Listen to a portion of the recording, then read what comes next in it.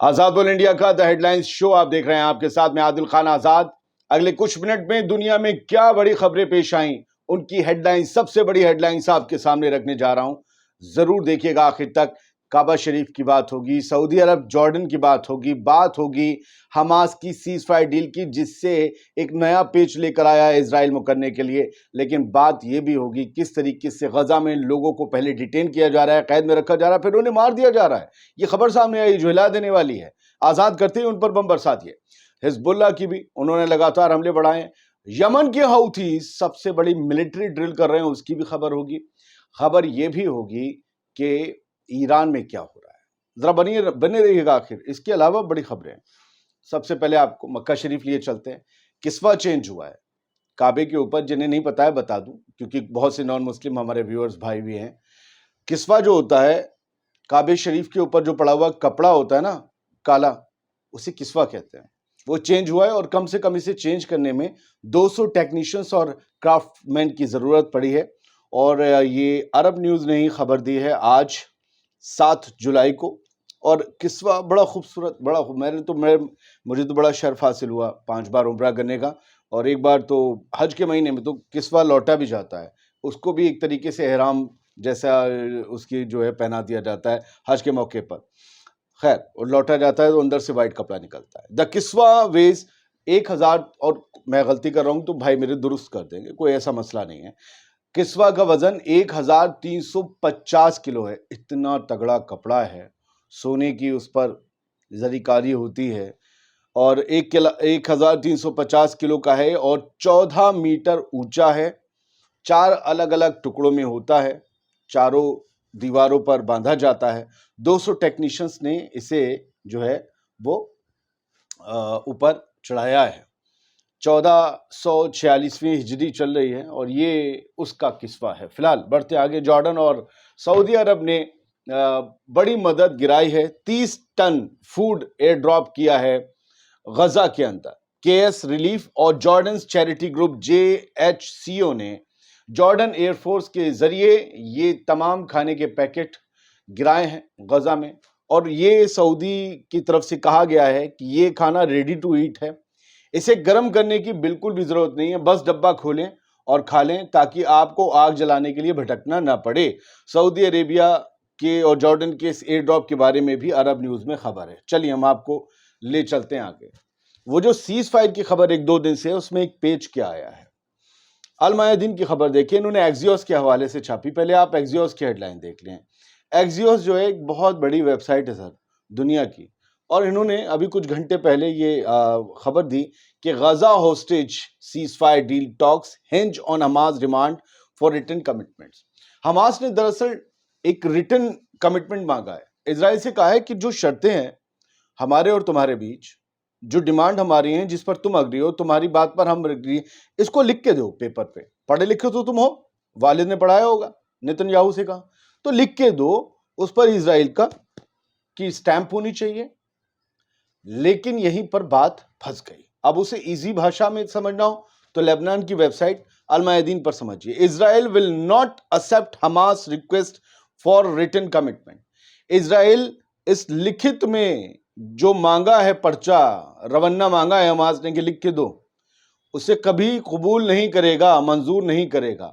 کیونکہ اسرائیل کرے گا تو پھنس جائے گا، کیونکہ یہ اس کے آرٹیکل 14 کے خلاف ہو جائے گا. آرٹیکل 14 ان کی جو کانسٹیٹیوشن کا ہے، اس کے مطابق یہ ساری باتیں سامنے آئیں. موساد کا جو انٹیلیجنس چیف تھا انٹیلیجنس ایجنسی کا، آپ کو پتا ہے ڈیوڈ بارنیا، ابھی 2 دن پہلے گیا تھا قطر.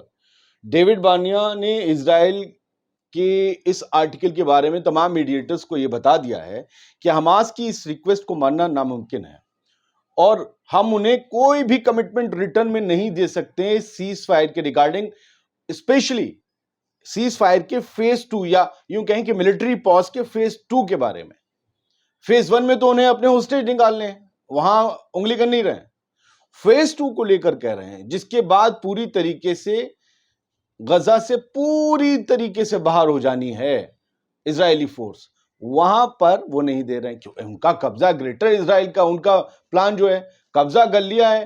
اب تو پبلک وہاں بہت مارے گی کہ ہم نے اپنے بچے گوا دیے، فوجی گوا دیے، اور تم لوگ جو ہے پھر غزہ کو چھوڑا ہے. وہ پھر ہمارے لیے جو ہے دھنیا بو دیں گے کچھ سال بعد. تو یہ چکر ہے سارا. اسرائیلی آفیشلز نے ایکزیوس کو یہ بتایا ہے. ایکزیوس کی ایک خبر میں نے آپ کو پہلے دکھا دی. تو نیت میں کھوٹ ہے. ہم اپنے ہوسٹیج تو لیں گے, ہاں ملٹری پاس تو کریں گے, لکھ کے نہیں دیں گے. لکھ کے نہیں دیں گے, کون تمہارے اعتبار کرے گا؟ تمہارا تو اعتبار آج تک نہیں ہے. 1948 میں آئے, جنہوں نے زمین دی انہی کی زمینیں قبضہ لی, وہ کیسے اعتبار کر لیں گے تمہارا بنا لکھے؟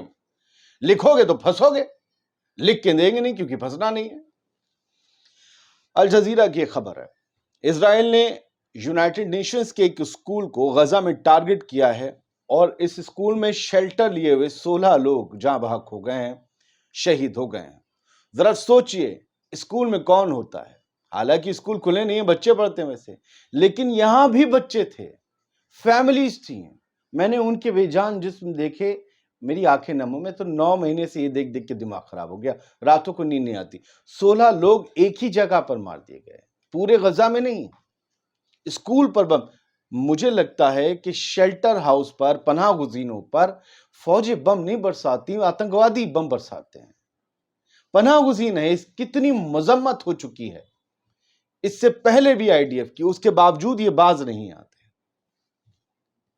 المایدین نے ایک خبر چھاپی ہے, اسرائیل kills Palestinian detainees from Gaza after their release. اب ذرا اسے سمجھیے, یہ رات جب چھپی 6 جولائی میں, تو بھارت میں 7 جولائی لگ چکی تھی, کہ اسرائیل نے فلسطینی ڈیٹینیز کو فوراً ریلیز کے بعد آزاد کرتے ہی ان پر بم اور گولیاں برسا دی. اور یہ سب کچھ غزہ میں ہو رہا ہے, خاص طور سے رفح میں. پہلے پکڑو, ڈیٹین کرو, پوچھ تاچھ کرو, جب کچھ نہیں ملے تو یہ ہمارے ظلم و ستم کی داستان باہر جا کے سنائیں گے, ٹھیک ہے بم مار دو اور کہہ دو ٹیررسٹ ہے. یہ غزہ کی عوام کو ٹیررسٹ کہتے ہیں, اور دنیا اور غزہ کے لوگ نہیں, صرف دنیا بھر کے لوگ, بہت سے ریڑھ کی ہڈی والے, انہیں ٹیررسٹ کہتے ہیں. یہ چل رہا ہے. بس فرق یہ ہے کہ ان کے پاس ایک آرگنائزڈ آرمی ہے اور ملٹری اکوپمنٹس ہیں, اور ادھر غزہ کے لوگوں کے پاس نہ آرمی, نیوی, ایئر فورس, اس سب کو تو چھوڑیے, اس کے لیے ایک سرکار ہونی ضروری ہے, وہ سرکار بھی نہیں. اپنے دم پر, بلبوتے پر وہاں پر سب چل رہا تھا, قید کر رکھا تھا. وہاں ادھر پیلسٹینین اتھارٹی ہے غزہ میں, ویسٹ بینک میں, تو وہاں کیا ہے, سب کچھ تو اسرائیل کے پاس ہے. تو جب تک ایک ملک کے طور پر ان کے پاس خود مختاری نہیں ہوگی, کچھ نہیں ہوگا. پھر جنگ کا ہے کہ جنگ تھوڑی نہ ہے. ایک پہلوان ایک کمزور کو مار رہا ہے جو بدن سے کمزور ہے لیکن جذباتوں سے لڑ رہا ہے, جذبے سے لڑ رہا ہے. خیر, وہی لڑ رہے ہیں, فلسطین کے لوگ مرے جا رہے ہیں, پٹے جا رہے ہیں, مائیں کہہ رہی ہیں کہ نہیں یہ ہماری زمین ہے, ہم لڑتے رہیں گے. وہ کیسے لڑ رہی ہیں؟ گولیاں جھیل رہی ہیں. بچے کہہ رہے ہیں ہم لڑتے رہیں گے, وہ کیسے جھیل رہے ہیں؟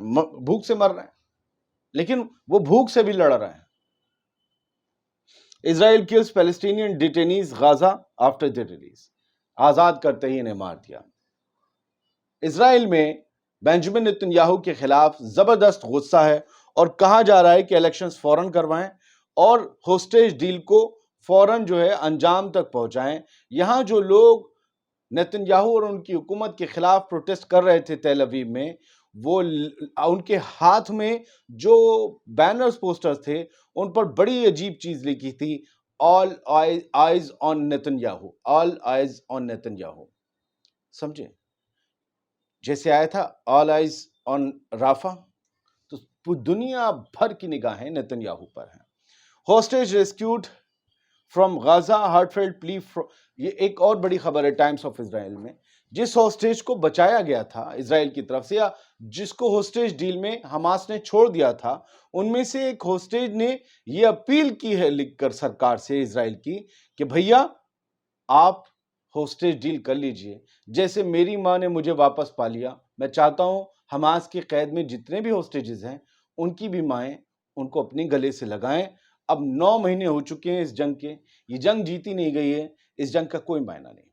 یمنی آرمڈ فورسز نے ڈیفنس اور اٹیک دونوں اپنے تیز کرنے کے لیے یو ایس اور یو کے کی لگاتار ہو رہی ایئر سٹرائکس اور حملوں کے خلاف یمنی آرمڈ فورسز نے اپنے ڈیفنس اور آفنس کو لے کر, بچاؤ اور حملے کو لے کر اپنی ملٹری ڈرلز, دنیا اپنی زندگی کی, اپنے اتہاس کی سب سے بڑی ملٹری ڈرل شروع کر دی ہے. یہ المایدین نے دیا ہے, اور یہ اس کا نام جو ہے وہ رکھا گیا ہے طوفان المدمر، یعنی انگلش میں ڈسٹرکٹیو فلڈ، ایسا فلڈ، ایسی باڑھ جو تباہی، صرف بربادی اور قیامت لائے گی۔ تو یہ 4th ملٹری ریجن ہے MRC، یمنی آرم فورسز کی، جنہوں نے لارج اسکیل ملٹری ڈرل شروع کر دی ہے یمن میں، اور یہ امریکہ اور برطانیہ کے حملوں کے خلاف تیاری ہے سب سے بڑی۔ حزب اللہ نے پھر سے بڑا اٹیک کیا ہے اسرائیلی ملٹری بیسز پر، اور زبردست طریقے سے سالوو لانچ کیا ہے، راکٹ سالوو، اور اس سے جو ہے کئی علاقوں میں کچھ یا بڑے اسکیل پر نقصان ہوا ہے۔ اور ایسا نہیں ہے کہ اسرائیل نقصان نہیں کر رہا ہے، اسرائیل نے بہت تگڑے طریقے سے ریٹیلیٹ کیا ہے، وہاں بھی نقصان لبنان میں بھی ہو رہا ہے۔ ایران کے حوالے سے ہے خبر، آخری ہے کہ آیت اللہ خامنئی صاحب نے کل دونوں لوگوں سے، وہ جو پریزیڈنشیل چناؤ جیتے ہیں، اور پزشکیان صاحب، اور دوسرے جو جلیلی صاحب ہار گئے ہیں، دونوں سے ملاقات کی۔ ان دونوں نے بھی آپس میں کافی دیر تک بات کی، اور سبھی نے مل کر یہ طے کیا کہ ایران کی فلاح بہبودی اور ایران کی یکجہتی اور ایران کی ترقی کے لیے مل کر کام کریں گے۔ بھلے ہمارے پولیٹیکل اختلافات کچھ بھی ہوں، لیکن جب بھی بات ملک کی آئے گی تو جو ملک کی پالیسی ہے اسی پر آگے بڑھتے ہوئے دشمن کو بھی مزہ چکھایا جائے گا اور اپنی عوام کو سہولت بھی دی جائے گی۔ امید یہ کرتا ہوں کہ چھوٹا سا شو جس میں آپ نے دنیا بھر کی بڑی سرخیاں دیکھی ضرور پسند آیا ہوگا آپ کو۔ ہیڈ لائن شو ہے، رات 10 بجے ہم ایک شو لے کر آتے ہیں، دنیا بھر کی خبریں، جس میں دنیا بھر کی خبریں تھوڑی تھوڑی ڈیٹیلز کے ساتھ آتی ہیں، وہ ضرور دیکھا کریں۔ آزاد بول انڈیا آپ ہی کا چینل، سبسکرائب کر لیں۔ عادل خان آزاد کو اجازت دیں، خوش رہیں، سلامت رہیں۔